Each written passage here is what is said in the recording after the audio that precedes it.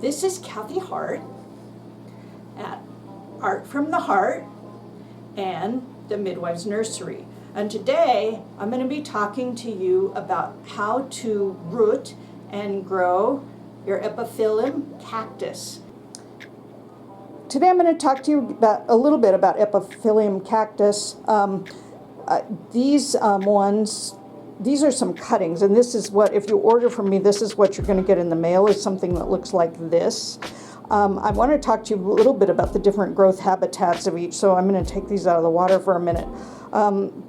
I actually write with Sharpie on them so that I don't forget which cutting is which, because they all look fairly similar, although there's some differences. So this is a yellow one that I picked up over the winter. I don't have that one for sale yet.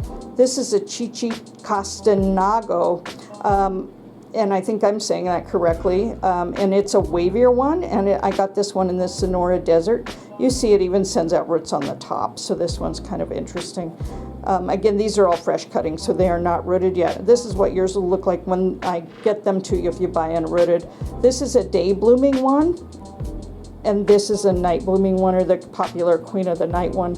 And the Queen of the Night one has thinner leaves that are wavier. And this one is much more, the day blooming one is much more a thick leaf that doesn't wave as much. Then I've got this little guy that I don't have for sale yet. This is my first cutting off of it. I'm not even sure its name, but it's super, super curly, as you can see. So I'm excited to get those on the market. So when you get yours, there's a couple of ways you can do it. You can either stick yours directly in water, which I use these little yogurt containers that I got on Amazon for super cheap, and I got like 2 dozen of them. I love them because they're just a small amount of water. And as you know, when you root things, you may know that as the roots go out, they send out hormone that's like rooting hormone. So if I put several in there and one starts to root, it's going to help the other ones to root. This one has already rooted, and I believe this is a Queen of the Night. So this one, that's what your roots will look like once they come out. It takes a few weeks for that to happen. I personally prefer water because I think I'm a control freak and I like to watch the roots coming out. You can just stick them directly in soil. And if you do that, what you want to do is just keep the soil, let it dry out completely in between, and then make sure that it doesn't dry out too much. So you want to soak it in between times and then let it dry all the way out.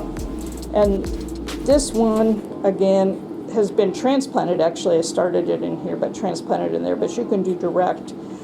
This one, I also rooted in water, but it's in perlite. And I'm sorry, it's got some freight damage. Sometimes I take the ones that got ripped when I bring them in and out of the house in the fall and spring and root them, and then can cut that off and have a new plant with it. So that's not anything that I would send out to you until it gets new growth and we can cut that off. But I wanted you to see the perlite. And then this is the Chichicastanago one that I probably really blew that name, but this one has new growth as well. So these are going to be on sale on my shop really soon, once it warms up a little bit. That tells you a little bit about the difference of the leaves. Once they are rooted and doing well, you can transplant them into a fancy pot, as I've done with this one.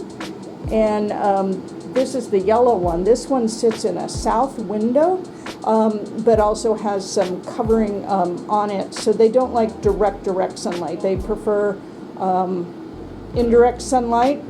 When I move them out in the summer, they are in dappled sunlight. They'll burn up. I've made that mistake. It'll burn up if you put them in direct sunlight, especially in this climate where I am, where it's high desert. But they otherwise love it, and they grow like weeds up there in the summertime. So that is all I've got for today. That's how to root your epiphyllum cactus, and how to take care of it once you've got it. Watering, I water. It's going to depend on your environment. You want to water. I water mine about once a week, but sparingly during the winter, and then during the summer they get more water, maybe every day. But again, I'm in the high desert. These are more like Christmas cactus. They're more like that, and not like a LaChoya or something like that that's going to require almost no water. They are somewhere in between that and a houseplant. So you'll want to just watch for either droopy leaves. If they're too dry, they get kind of droopy in the leaf. And if they're too wet, they will get root rot. So you do want to watch that, and it's better to underwater than overwater. And again, that's it for today. This is Kathy Hart at the Midwife's Nursery at Art from the Heart.